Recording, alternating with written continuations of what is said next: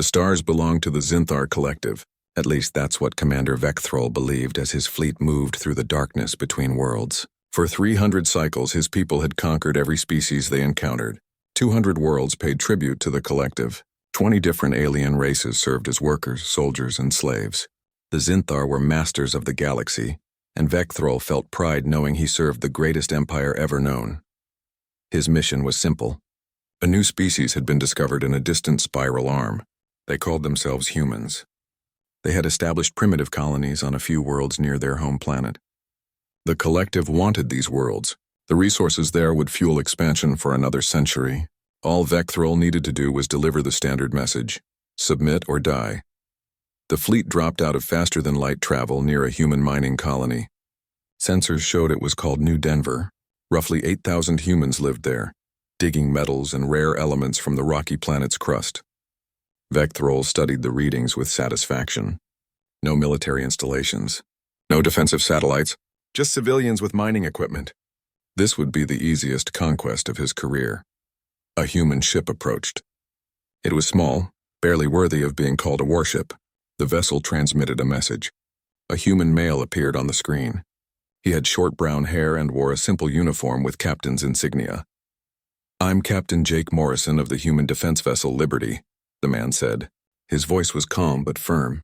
"You've entered human territory without permission. State your intentions." Vecthrol felt amusement ripple through his chest plates. This tiny creature dared speak to him as an equal. He activated his translator and responded with the words he had spoken to dozens of species before. "I am Commander Vecthrol of the Zinthar Collective. Your species is now subjects of the Collective. You will surrender all military assets immediately. Your colonies will provide resources and workers as tribute. Resistance will result in extermination. You have 1 rotation to comply." Captain Morrison was silent for a moment. Then he did something Vecthrol had never seen before. The human smiled. Not a smile of friendship or surrender. A smile that showed teeth. A predator's expression. "Commander, I'm going to give you 1 chance," Morrison said. "Turn your fleet around and leave human space. Don't come back. If you attack this colony, you'll regret it." Vecthrol couldn't believe what he was hearing. Was this creature insane? His fleet had 40 warships. The humans had 1 small vessel and a defenseless mining colony. There was no logical reason for defiance. "You dare threaten the Collective?" Vecthrol said, his voice rising. "Very well. Your species will learn through pain what others learned through wisdom. Prepare to witness the price of resistance." Morrison's expression didn't change. "I warned you," he said simply, then cut the transmission. Vecthrol ordered the demonstration attack. 5 ships moved into position above New Denver's main settlement. Plasma cannons charged. The first volley would destroy the colony's power generation facility. The second would level their communications hub. By the third strike, the humans would be begging for mercy. The bombardment began. Explosions bloomed across the colony's surface. Buildings collapsed. Fires spread through the settlement. Vecthrol waited for the surrender transmission. It never came. Instead, something impossible happened. Weapons fire rose from the colony surface. Not military-grade weapons, but improvised ones. Mining lasers meant for cutting rock were now targeting his ships. Chemical explosives designed for excavation launched toward his fleet. None of it should have been dangerous. Mining equipment couldn't threaten warships. But the humans weren't using the equipment the way it was designed. They aimed mining lasers at sensor arrays, blinding his ships. They launched explosives with timing devices, creating debris fields that forced his vessels to maneuver. 1 ship took damage when a mining charge exploded near its engines at precisely the wrong moment. "Impossible," Vecthrol muttered. "They're civilians. Where did they learn military tactics?" His second officer checked the data feeds. "Commander, they have no military training in their files. These are miners, engineers, and administrators. They're improvising." Vecthrol made a decision. He would land ground troops. Once his soldiers were inside the colony, this foolish resistance would end. Humans would learn that defying the Collective meant death. 6 troop carriers descended through the smoke and fire. They landed in the colony's main plaza. Hatches opened and Zinthar soldiers poured out, weapons ready. They were elite shock troops, veterans of a dozen conquests. They expected terrified civilians running in panic. Instead, they found organized resistance. The colony administrator was a woman named Lisa Hayes. She was 40 years old, had spent 15 years managing mining operations, and had never fired a weapon in combat before this day. When the Zinthar landed, she was coordinating 300 miners in a defensive perimeter around the colony's shelter zones. The Zinthar soldiers advanced down the main corridor. Lisa waited in a control room watching security cameras. She had divided her people into small teams. Each team knew the colony's layout perfectly. They had worked in these tunnels for years. The first Zinthar squad reached an intersection. Lisa pressed a button. Explosive charges detonated, collapsing the ceiling. The tunnel filled with rock and dust. Half the squad died instantly.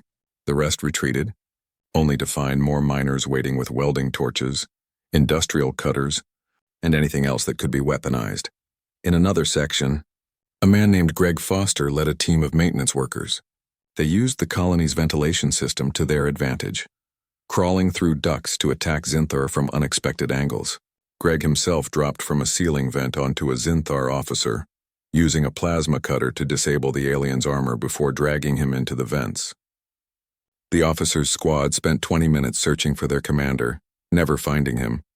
The battle raged for hours. Every corridor became a killing zone. Every room hid another ambush. The Zinthar had better armor, better weapons, better training, but the humans knew every inch of their home. They fought with a desperate fury that shocked the invaders. One Zinthar soldier later described it in his report.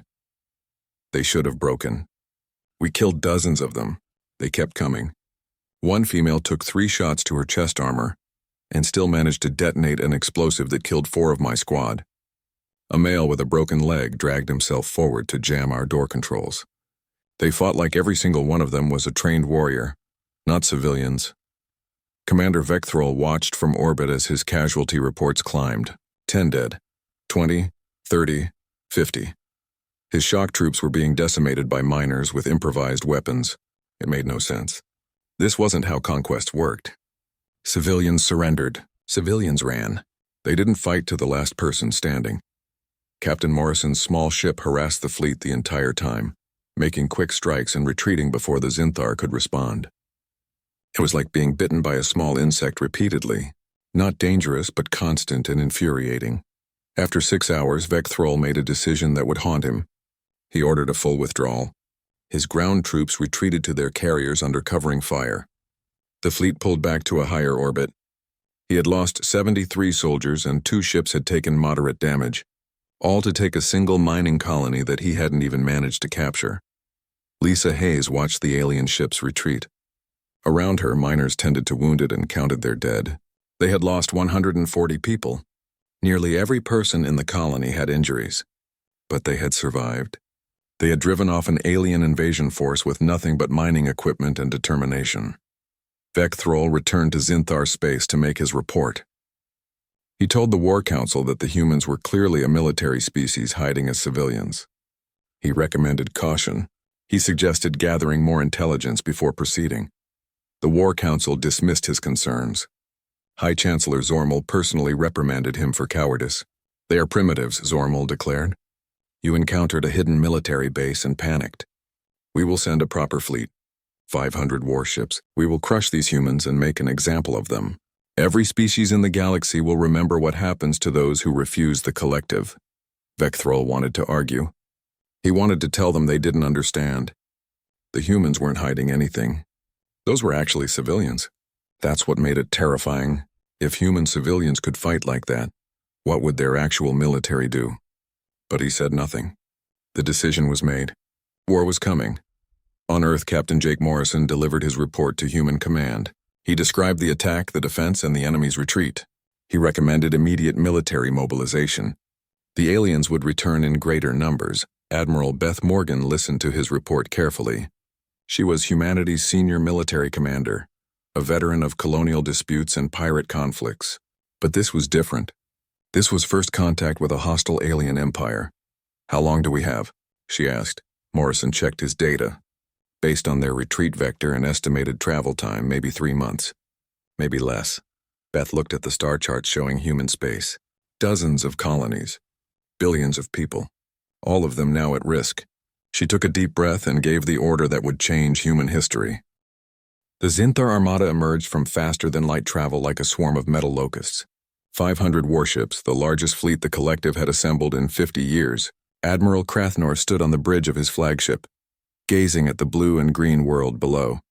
Eden's Promise, a human agricultural colony with 3 million inhabitants. It would be the first to fall. Crathnor had studied the reports from Commander Vecthrol's failed mission. He dismissed them as exaggeration. Yes, the humans had fought harder than expected. But that was one small mining colony caught by surprise. This time the collective came prepared. This time, there would be no mercy. Send the message, he ordered. Across every communication channel on Eden's Promise, the same transmission played. Crathnor's image appeared on screens in homes, offices, and fields. His translated words were simple. Humans of Eden's Promise. The Zinthar Collective offers you one final chance. Surrender immediately. Lay down any weapons. Gather in designated areas for processing. Those who comply will live as workers of the collective. Those who resist will be eliminated. You have 1 hour. On the planet's surface. The response was not what he expected. Captain Danny Wright commanded the human 14th Defense Fleet, 14 warships positioned between the Zinthar and Eden's Promise. His ships were outgunned and outnumbered. He knew it, his crew knew it. But they had spent 3 months preparing for this moment. Commander Amy Foster sat at the tactical station on Danny's flagship. She had run the numbers 100 times. Every simulation ended in defeat. The Zinthar had too many ships, too much firepower. But simulations didn't account for human stubbornness. All ships, this is right, Danny transmitted to his fleet. We're not here to win. We're here to buy time for the civilians below. Every minute we hold them is another minute for people to reach shelters and prepare defenses. Make every shot count. Make them work for every inch. And remember, we're fighting for our families down there. The Zinthar fleet advanced. Danny gave the order. The human ships opened fire. The battle was chaos from the first moment. Human vessels darted between the larger Zinthar ships, using their smaller size to avoid the worst of the enemy fire. They targeted specific systems, sensors, weapon mounts, engine clusters. They fought like wolves attacking a bear. Quick strikes followed by rapid retreats. Danny's flagship took a direct hit. The bridge shook violently. Consoles exploded. 2 crew members died instantly. But the ship kept fighting. Amy rerouted power from damaged systems, keeping weapons online even as hull breaches spread throughout the vessel. Captain, we've lost engines 3 and 4, she reported, her voice steady despite the alarms blaring around them. Hull integrity at 40%. Keep firing, Danny ordered. We're not done yet. A young officer named Chris Baker flew an interceptor in the fighter screen. He was 23 years old, fresh from training, and this was his first real combat. His squadron faced Zinthar fighters that were faster, more maneuverable, and better armed. By all logic, they should have been slaughtered in the first minutes. But Chris didn't fight logically. When a Zinthar fighter locked onto him, he didn't try to outrun it. Instead, he flew straight toward a debris field from a destroyed human frigate. The Zinthar pilot followed. Chris threaded through the wreckage at full speed, spinning and rolling between chunks of metal. The Zinthar fighter wasn't as nimble. It clipped a piece of debris and spun out of control. Chris marked another kill on his computer and went looking for his next target. Around him, his squadron was learning. They adapted to the Zinthar's tactics, finding weaknesses and exploiting them. When conventional approaches failed, they tried unconventional ones. One pilot deliberately allowed his fighter to be disabled, then detonated his self-destruct when 3 Zinthar fighters moved in to confirm the kill. The space battle raged for 2 hours. In the end, the human fleet was destroyed. Every ship was either debris or crippled beyond repair. But they had accomplished their mission. They bought time. Danny Wright's last act before his flagship exploded was to transmit a final message. Eden's Promise, we did what we could. It's your turn now. Make them regret ever coming here. Admiral Crathnor surveyed the battlefield with satisfaction. The human fleet was gone. Now came the easy part. He ordered orbital bombardment of the major cities. Plasma fire rained from the sky. Buildings collapsed. Infrastructure burned.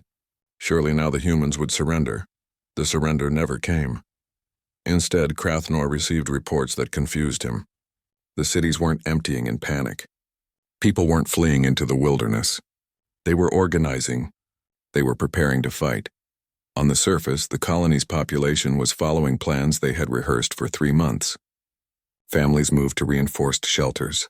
Engineers prepared defensive positions. Farmers loaded their equipment with improvised weapons. Everyone had a role. Everyone had a task. A woman named Susan Clark ran a large farming cooperative in the northern continent. She was 55 years old, a grandmother, and had spent 30 years growing food to feed the colony.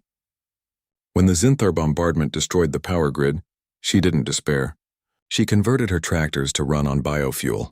She armed them with weapons welded from farm equipment. She organized 200 farmers into a defensive militia. When Zinthar dropships descended toward the farming region, Susan was ready. She positioned her improvised vehicles in hidden locations. She used her knowledge of the land to set traps. She turned irrigation ditches into defensive barriers and crop fields into killing zones. The Zinthar troops landed expecting to secure food supplies for their fleet. Instead, they found themselves under attack from tractors that had been modified into tanks. Heavy farming equipment charged their positions. Chemical fertilizers became explosives. Harvesting machines became weapons. One Zinthar squad leader transmitted a confused report. "We are under attack by farming vehicles. Requesting support." "Wait, are those food-growing machines? How are they causing casualties?" Susan herself drove a massive harvester directly into a Zinthar position. The alien soldiers fired at the vehicle, but the harvester's thick frame absorbed the hits. Susan crashed through their defensive line, scattering the troops, then retreated before they could regroup. Her farmers followed her example, hitting and running, never giving the Zinthar a stationary target. In the cities, the resistance was even fiercer. A man named Victor Price organized urban warfare tactics. He was a construction foreman who knew every building, every sewer line, every maintenance tunnel in the capital city. He turned that knowledge into weapons. Zinthar troops entering the city found themselves in a nightmare. Every building could hide snipers. Every street could be rigged with explosives. Every tunnel led to ambushes. Victor's people used the city's infrastructure against the invaders. They collapsed buildings onto advancing troops. They flooded tunnels when the Zinthar tried to use them. They even weaponized the city's waste management system, flooding Zinthar positions with toxic materials. The battle for Eden's Promise dragged on for days, then weeks. Admiral Crathnor couldn't understand what was happening. He had overwhelming force. He had superior technology. But the humans wouldn't break. They adapted to every tactic. They learned from every defeat. They kept fighting even when logic said they should surrender. The civilian casualties were horrific. Thousands died every day, but the survivors kept fighting. They fought with a ferocity that shocked the Zinthar soldiers. Wounded humans crawled forward to trigger explosives. Humans with no weapons charged Zinthar positions barehanded, trying to pull soldiers down. Families fought together, coordinating their attacks with professional precision despite having no military training. Chris Baker survived the space battle. His damaged interceptor crashed in the wilderness outside a city. He ejected before impact and landed near a Zinthar supply depot. Most pilots would have hidden, trying to survive until rescue. Chris didn't hide. He spent 3 days attacking the depot. He stole Zinthar equipment. He learned how their weapons worked. He sabotaged supply shipments. He set fires. He killed sentries. He became a ghost that the Zinthar couldn't catch. By the time human forces finally reached his position, he had destroyed enough supplies to impact an entire battalion. The rescue team found him exhausted, wounded, but still fighting. "Took you long enough," he said with a tired grin. After 6 weeks of brutal fighting, something unprecedented happened. Human reinforcements arrived. Admiral Beth Morgan brought a fleet of ships from across human space. She also brought new weapons. Humanity's best scientists had spent months developing countermeasures to Zinthar technology. The new human ships had shields designed specifically to resist Zinthar plasma weapons. They carried missiles with warheads that exploited weaknesses in Zinthar armor. They employed electronic warfare systems that could blind Zinthar sensors. Beth Morgan surveyed the battle as her fleet engaged the Zinthar. She had spent 3 months preparing for this moment. She knew her technology was still inferior overall, but she also knew something the Zinthar didn't. Warfare wasn't just about technology. It was about will. It was about determination, and humans had an endless supply of both. Her flagship, the carrier Defiant, launched wave after wave of fighters. These weren't the interceptors from the first battle. These were new. The war spread like fire across a dozen star systems. The Zinthar collective mobilized every ship, every soldier, every resource. High Chancellor Zormel made his intentions clear in broadcast across the Empire. Humanity was a cancer. It would be cut out before it could spread its influence to other species. For humanity, the war became total. Every colony contributed. Every factory converted to military production. Every person had a role. Children too young to fight grew food. Elderly citizens manufactured ammunition. Scientists worked around the clock developing new weapons. Humanity united in a way it never had before. Captain Nick Torres commanded the defense of Forge Station, a massive orbital facility that produced starship components. The station was critical to human war efforts. If it fell, humanity would lose a quarter of its manufacturing capacity. Nick knew the Zinthar would come for it eventually. He was right. 2 months after the Battle of Eden's Promise, a Zinthar fleet arrived at Forge Station. 200 warships surrounded the facility. The Zinthar commander transmitted a simple message: surrender the station or watch it be destroyed. Nick was 38 years old. He had spent 15 years in space, 10 of them commanding various stations and ships. He had a wife and 2 children back on Earth. He thought about them as he stared at the Zinthar fleet on his screens. Then he thought about what would happen if the Zinthar won this war. His family would become slaves or worse. He gave his answer: come and take it. The Zinthar attacked. But they didn't destroy the station. They wanted it intact, wanted its manufacturing capabilities for themselves. So they sent boarding parties, troop carriers attached to Forge Station's hull like parasites. Hatches were breached. Zinthar soldiers poured inside. Nick had prepared for this. Forge Station wasn't a military installation. It was a factory. But factories had tools. And in human hands, tools became weapons. The station's 20,000 workers didn't evacuate. They sealed themselves inside with the invaders. They turned their workplace into a battlefield. The Zinthar found themselves fighting in an industrial hellscape where everything was a weapon. A woman named Maria Santos ran the main foundry. She was a metallurgist who had spent 20 years perfecting the art of smelting and forging. When Zinthar troops entered her section, she flooded the area with molten metal from the furnaces. Those who survived the initial flood found themselves fighting in chambers, where the floor glowed red-hot and the air burned their lungs even through filters. The Zinthar soldiers couldn't believe what they were seeing. These were factory workers. They were using industrial equipment as weapons. One group of humans used a cargo press designed to compress materials. They lured Zinthar soldiers into position, then activated the press. The sound of crunching armor echoed through the station. Nick coordinated the defense from a command center deep in the station's core. He watched security feeds showing his workers fighting with improvised weapons. A maintenance crew using welding torches. Engineers dropping heavy equipment from overhead cranes onto Zinthar positions. Assembly workers reprogramming fabrication drones to attack invaders. Section 7 reports 50% casualties, one of his officers said. But they've stopped the Zinthar advance. Tell them to hold, Nick ordered. And tell Section 8 to be ready. When the Zinthar push into that area, seal the bulkheads and vent the atmosphere. It was brutal. It was desperate. But it worked.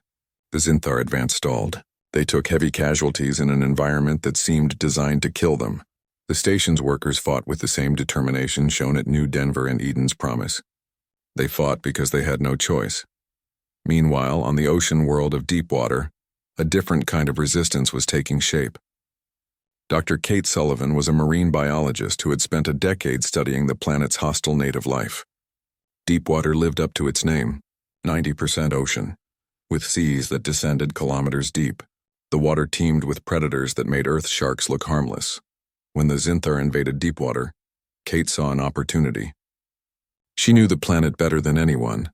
She understood its ecosystems, and she realized that the planet itself could be turned into a weapon. The most dangerous predators on Deepwater were called rift stalkers. They were 3-meter-long creatures that hunted in packs, using a form of echolocation to find prey. They were territorial, aggressive, and nearly impossible to kill with conventional weapons. Kate had studied them for years. She knew their behavior patterns. She knew what attracted them. The Zinthar established bases on Deepwater's floating platforms. They used the planet as a staging ground for operations in nearby systems. Kate organized a resistance using the planet's human colonists, most of whom were researchers, fishermen, and aquaculture workers. Her plan was simple, but brilliant. She trained the colonists to identify and manipulate Xinthar pheromones. Every species had chemical signatures. The Xinthar were no exception. Kate's team synthesized compounds that mimicked Xinthar scent markers, then released them into the water near enemy bases. The Rift Stalkers responded exactly as Kate predicted. They attacked anything carrying the Xinthar scent. The creatures swarmed the floating platforms. They dragged Xinthar soldiers into the deep water. They breached the hulls of underwater facilities. The Xinthar found themselves fighting an enemy that couldn't be reasoned with or frightened away. One Xinthar commander transmitted increasingly panicked reports. "We are under constant attack by native predators. Our motion sensors detect hundreds of them circling our positions. They don't fear our weapons. We kill dozens and more arrive. Request immediate evacuation." Kate watched from a hidden observation post as another Xinthar platform was overrun. She felt no joy in it. War was horrible, even when you were winning, but she would do whatever it took to protect her world. In space, humanity developed new tactics that the Xinthar called demon ship strategies. Commander Ryan Fletcher pioneered the approach. He was a naval officer who understood that sometimes victory required sacrifice. Ryan's tactic was simple. Take damaged ships that couldn't be repaired in time, load them with explosives, program their navigation computers for one final mission, then send them on automated courses toward Xinthar capital ships. The hulls would appear dead, drifting debris. The Xinthar would ignore them or move in to investigate. Then the explosives would detonate. The first time Ryan used the tactic, it destroyed a Xinthar battleship. The enemy never saw it coming. A seemingly dead human frigate drifted close to their formation. By the time they realized it was a trap, it was too late. The explosion crippled two other vessels. The Xinthar began to fear any disabled human ship. They would fire on obvious debris, wasting ammunition on wreckage. Their caution slowed their advances. Their commanders second-guessed every tactical decision. Ryan's ghost ships haunted the Xinthar fleet. All of these small victories built toward something larger. Humanity was learning how to fight the Xinthar. They were finding weaknesses in enemy tactics and exploiting them. They were proving that technology alone didn't win wars. The turning point came at the Battle of Crossroads Nebula. It was a massive cloud of gas and radiation that connected three major trade routes. Control of the nebula meant control of supply lines. Both sides knew the strategic importance. Admiral Beth Morgan prepared carefully for the engagement. She had learned from every battle so far. She understood the Xinthar tactics. She knew their strengths and weaknesses. Now she would use that knowledge. The Xinthar came with 800 ships under Fleetmaster Kelzoth. It was the largest fleet they had committed to a single battle. Kelzoth was confident. He had numerical superiority. He had better technology. Victory seemed certain. Beth had 400 ships. On paper, she was outmatched. But she had advantages Kelzoth didn't understand. She had the nebula itself. The radiation would interfere with sensors. The gas clouds would hide ship movements. And she had human creativity. The battle began with both fleets entering the nebula from different directions. Kelzoth expected a conventional engagement. He arranged his ships in standard formation, ready to overwhelm the humans with superior firepower. Beth did the unexpected. She split her fleet into dozens of small groups. Each group operated independently, using the nebula to mask their positions. On Xinthar sensors, it looked like there were far more human ships than actually existed. The sensor ghosts appeared and disappeared, making it impossible to track the real fleet. Kelzoth tried to maintain formation, but the nebula disrupted his communications. His ships couldn't coordinate effectively.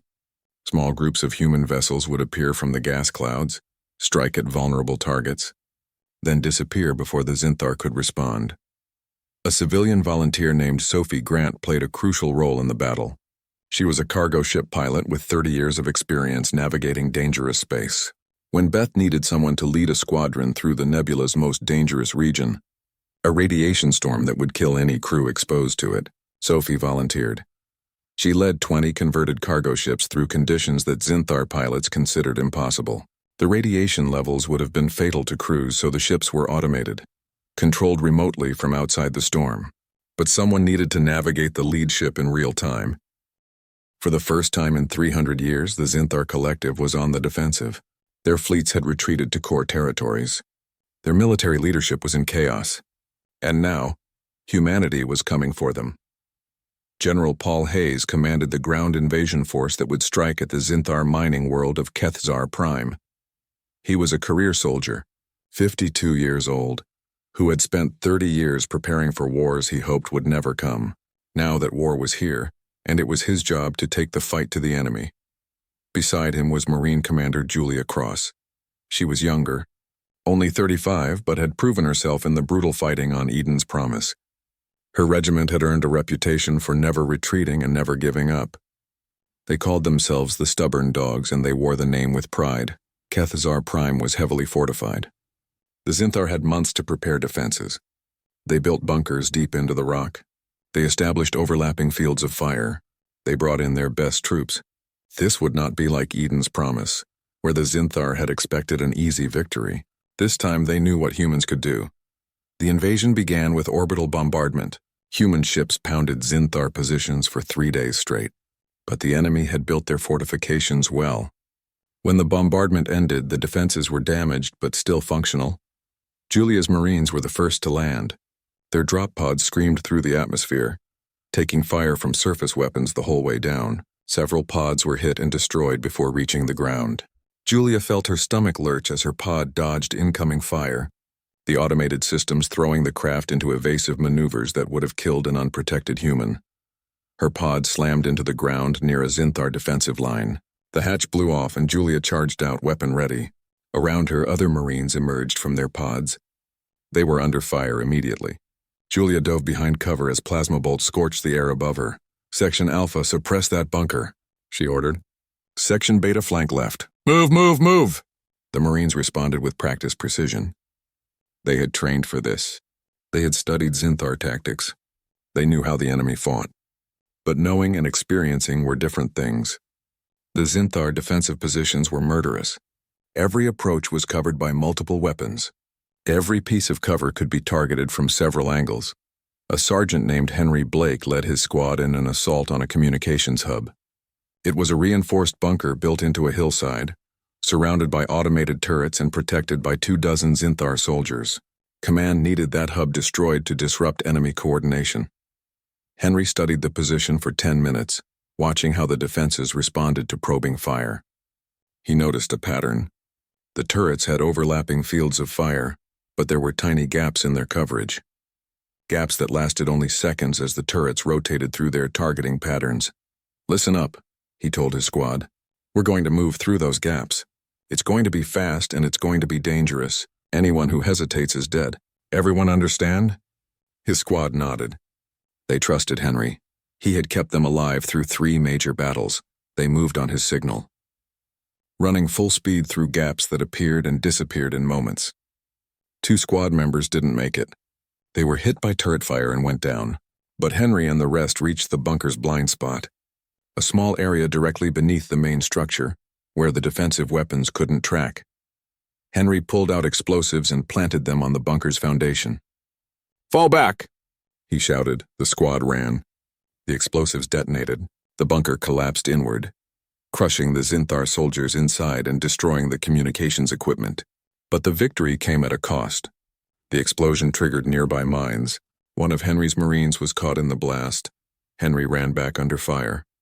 He pulled his wounded Marine to cover, then lifted the man onto his shoulders.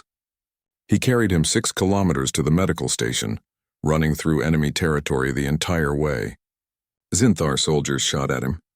He shot back one-handed while carrying his squad mate. When he finally reached safety, he had taken 3 hits to his armor, but his Marine survived. The fighting on Kethzar Prime was brutal. Every meter was contested. Every position cost lives to take. The Zinthar defenders fought with desperation. They knew that if humans could attack their worlds, everything they believed about the collective's invincibility was a lie. 3 weeks into the battle, Julia's regiment had suffered 40% casualties. They had advanced 5 kilometers from the landing zones. Command estimated another 5 weeks before they could secure the primary objectives. But Julia wasn't sure they could sustain that level of casualties. Then she received an unexpected message. Human intelligence had found a way into the Zinthar command network. An agent had been operating deep in enemy territory, gathering information. That agent was about to deliver intelligence that would change the war. Commander Lauren Price was that agent. She was an intelligence officer who had spent 6 months preparing for the most dangerous mission of her life. She had undergone surgery to alter her appearance. She had studied a subject species called the Kalesh who served the Zinthar as administrators. She had learned their language, their customs, their mannerisms. Then she infiltrated the Zinthar homeworld itself. It was insane. It was suicidal. It was necessary. Humanity needed to understand the Zinthar's strategic thinking. They needed to know how the enemy's command structure worked. They needed information that could end the war. Lauren spent 2 months moving through Zinthar society as a Kalesh administrator. She worked in government buildings. She accessed computer systems. She gathered intelligence piece by piece, and she discovered something shocking. The Zinthar were terrified. Their military leadership was divided. Their civilian population was demanding peace. The cost of the war was destroying their economy. Subject species were on the verge of rebellion. The mighty collective was fracturing from within. Lauren learned that the Zinthar War Council met in a facility beneath their capital city. She accessed the communication logs from those meetings. She recorded conversations between military leaders. She documented the chaos and fear that gripped the enemy's highest ranks. One recording was particularly revealing. High Chancellor Zormal arguing with his military commanders. "We cannot continue this war. We have lost half our fleet. Our subject species are refusing to provide soldiers. The humans have cost us 100 years of expansion. We must find a way to end this." A general responded, "If we sue for peace now, we show weakness. Every species in the galaxy will rebel. The collective will collapse. The collective is already collapsing." Zormal shouted back, "The humans did that. These insane creatures who fight like they have nothing to lose. They broke us." Lauren recorded everything. Then she began the dangerous process of escaping the Zinthar homeworld. She had to reach human lines with the intelligence. The information she carried could end the war. She stole a small ship, barely more than a shuttle. She programmed it for human space and launched, hoping the Zinthar would dismiss her as just another Kalesh worker making a delivery run. They didn't. Someone noticed the irregular flight path. Security forces were alerted. Zinthar fighters pursued her. She wasn't a pilot. She didn't know how to fight or evade. All she could do was run and hope her ship lasted long enough to reach safety. Her communication system crackled. A human voice. "Unidentified shuttle, this is Human Patrol Delta 7. We're reading Zinthar fighters on your tail. Can you reach the border?" "Negative," Lauren transmitted. "I won't make it. But I'm carrying critical intelligence. If I transmit it now, can you guarantee receipt?" "Ma'am, don't give up. We're coming to get you." "There's no time," Lauren said calmly. She could see the fighters closing on her sensors. "Listen carefully. I'm Commander Lauren Price, Human Intelligence. Authorization code Alpha 77 Omega. What I'm about to transmit will end this war. Make sure it reaches Admiral Morgan." She uploaded everything. All the recordings. All the intelligence. All the data she had gathered. The transmission took 30 seconds. The longest 30 seconds of her life. The Zinthar fighters opened fire. Her ship's shields failed. The hull began to breach. But the transmission completed. The intelligence was safe. "Transmission received, Commander," the patrol ship said. "We're almost there." "Hold on," but Lauren's ship was dying. She had seconds left. "Tell Admiral Morgan to hit them hard. They're scared. They're broken. One more push and they'll collapse." "Tell her the transmission cut off." The Zinthar fighters destroyed her ship. Commander Lauren Price died in the cold of space, but her mission succeeded. The intelligence reached human command. Admiral Beth Morgan reviewed the recordings in her office. She listened to the Zinthar leadership's fear. She saw the documents showing their economic collapse. She understood that one final blow might end the war. She planned a raid on the Zinthar fleet yards at Vector Station. It was a massive orbital facility where the collective built their capital ships. 3 super dreadnoughts were under construction there. Vessels that would take decades to replace. If Beth could destroy them, the Zinthar would lose their ability to rebuild their fleet. The plan required using captured enemy identification codes. Lauren's intelligence included access codes to Zinthar military networks. Beth's. The war officially ended on a cold morning in late autumn. The peace treaty was signed aboard a neutral space station, operated by an ancient species called the Concordat. They had watched the war from a distance, fascinated and horrified by what they witnessed. Now they served as mediators to ensure both sides honored the agreement. Ambassador Peter Cole represented humanity at the signing. He was 60 years old, a career diplomat who had spent 4 decades negotiating trade deals and colonial disputes. Nothing in his experience prepared him for negotiating the end of an interstellar war. But he approached it the same way he approached everything else, with careful preparation and unwavering resolve. Across the table sat diplomat scholar Mekshara, representing the Zinthar Collective. He was an academic, not a warrior. He had studied alien species his entire life, always from a position of Zinthar superiority. The war had shattered his worldview. How could a species the Collective considered primitive defeat them so completely? The signing ceremony was brief. Both sides affixed their marks to the treaty. The war was over. But the real work was just beginning. The peace terms were harsh but fair. The Zinthar withdrew from all human territory.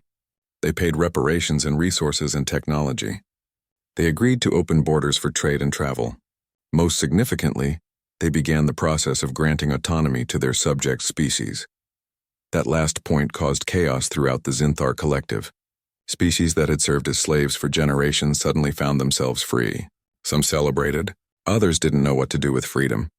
The entire empire was restructuring itself, learning to exist without conquest and domination. High Chancellor Zormal was forced to resign.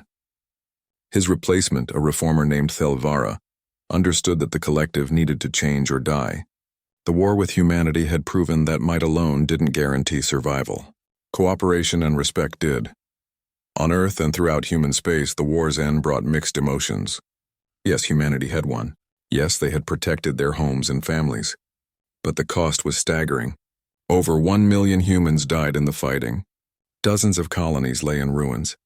An entire generation carried scars from the conflict. Captain Jake Morrison, who fired humanity's first shots in the war, stood at a memorial on Eden's Promise. The agricultural world was slowly recovering, but the scars remained. Entire cities were still being rebuilt. Fields that once grew food were still cratered from orbital bombardment. A voice spoke behind him. Captain Morrison, Jake turned. It was Commander Vec Thrall, the Zinthar officer who had demanded humanity's surrender so long ago. He looked different now. Older, tired. The arrogance was gone. Commander, Jake acknowledged. I didn't expect to see you here. I asked to come, Vec Thrall said. I needed to see what we did, what your people endured. They stood in silence, looking at the memorial. It listed the names of the dead. Thousands of them. Civilians who took up arms when their world was invaded. I owe you an apology, Vec Thrall said quietly. When I first met you, I dismissed your species as primitives. I thought conquest would be simple. I was wrong about everything. Jake didn't respond immediately. He thought about all the people he knew who died in the war. Friends, colleagues, people who never got to see this moment of peace. Why did you come here? Jake finally asked. Really? To understand, Vec Thrall said. My people need to understand what happened. We can't just accept that we lost. We need to know why. Why did you fight so hard? Why didn't you surrender when logic said you should? Jake looked at the memorial again. Because we had no choice. You threatened our families, our homes, everything we built. What did you expect us to do? Surrender, Vec Thrall admitted. That's what every other species did. When faced with overwhelming force, they submitted. But you didn't. Even when we destroyed your cities, even when we killed thousands. You kept fighting. Why? Because giving up would mean the end of everything we are, Jake said. We're human. We don't quit when things get hard. We don't bow when someone threatens us. We fight, we adapt, we survive. That's what we've always done. Vec Thrall was quiet for a long moment. My people studied your history after the war. We learned about your world, the ice ages you survived, the diseases you fought, the thousands of years you spent competing against each other. We realized something. You evolved on a death world by our standards. Everything on your planet tried to kill you, and you survived anyway. Is that supposed to be an excuse? Jake asked, his voice hard. That you didn't know what you were dealing with? No, Vec Thrall said. It's an explanation. The Collective never encountered a species like yours. We didn't understand that some species become stronger through struggle instead of weaker. We learned that lesson in blood. A woman approached them. It was Julia Cross, the Marine commander who led the assault on Kethzar Prime. She had remained in the military after the war, helping coordinate peacekeeping operations. "Captain Morrison," she said, then noticed Vecthrol. Her expression hardened. "Commander Cross," Vecthrol said. "I've read about your actions on Kethzar Prime. Your regiment's determination was remarkable. And costly." 42% casualties, Julia said flatly. 168 Marines who never came home. "All because your people thought they could conquer us." "I know," Vecthrol said. "And I am sorry, for what my words are worth." Julia studied him for a long moment. "You want to know something? I hated your people during the war. Every Zinthar I saw was an enemy. But now the war's over and I don't know what to feel anymore. You're here, looking at our memorial, saying you're sorry. Is that supposed to make it better?" "No," Vecthrol said. "Nothing can make it better. But perhaps understanding can help prevent it from happening again." A program was established to bring together veterans from both sides. The idea was controversial. Many humans didn't want anything to do with the Zinthar. Many Zinthar saw it as humiliating. But some participated anyway. Julia was one of them. She worked alongside Zinthar veterans to document the war. They interviewed survivors. They visited battlefields. They tried to piece together what happened and why. Through these interactions, something unexpected occurred. The Zinthar began to understand humanity. They learned about Earth's history. They studied human psychology and culture. They realized that humanity's strength came from something they had never developed themselves. Humans had spent millennia fighting each other. They understood warfare in ways the Zinthar never could, but they also understood cooperation. They could be enemies one day and allies the next. They could adapt to any situation because their entire history was adaptation. One Zinthar veteran, a soldier named Kreshetal, worked with Julia on a documentary project. He had fought on Eden's Promise and survived. He carried scars from the battle, both physical and psychological. "I remember the first time I saw humans fighting," he told Julia during an interview. "We expected them to run. Civilians always ran when we invaded. But your people didn't. They organized. They fought back. It didn't make sense to me. These were farmers and workers. They weren't soldiers." "Everyone's a soldier when their home is threatened," Julia said. "I understand that now," Kreshetal said. "But at the time it was terrifying. We had better weapons, better armor, better training. But none of that mattered when we faced humans who refused to give up. You adapted to everything we did. Every tactic we used, you found a counter. It was like fighting an enemy who learned from every mistake instantly." "That's survival," Julia said. "We learned to adapt or die a long time ago." Admiral Beth Morgan gave a speech at the main memorial on Earth, 5 years after the war ended. It was attended by humans and Zinthar alike. The crowd numbered in the thousands, families of the fallen, veterans who survived, and former enemies who came to pay respects. Beth stood at the podium, looking out at the assembled crowd. She had aged in the past 5 years. The war had taken its toll on everyone who lived through it. "We gathered today to remember those who gave everything," she began. "Over 1 million humans died in the war, soldiers and civilians, young and old, people who just wanted to live their lives in peace. They were taken from us by a war they didn't start and didn't want." She paused, looking at the Zinthar in attendance. "I won't pretend that peace is easy. I won't say that we've all moved past what happened. But I will say this. We have a choice. We can hold on to our hatred and ensure this happens again, or we can learn from what we've lost and build something better. The Zinthar attacked us because they thought we were weak. They learned we weren't. We defended ourselves because we had no choice. But now we do have a choice. We can choose cooperation over conflict. We can choose to be stronger together than apart. To the fallen, I promise this. Your sacrifice wasn't in vain. You bought us time to show the galaxy who we are. You proved that humanity protects its own. And you gave us the chance to build a future where wars like this don't happen again." Several Zinthar veterans received human honors for their actions during and after the war. It was controversial, but Beth insisted. Kreshetal was honored for his work documenting the war and promoting understanding. Mekshara received recognition for his diplomatic efforts. Even Vecthrol was acknowledged for his honesty about the collective's mistakes. These ceremonies marked the beginning of genuine reconciliation. Not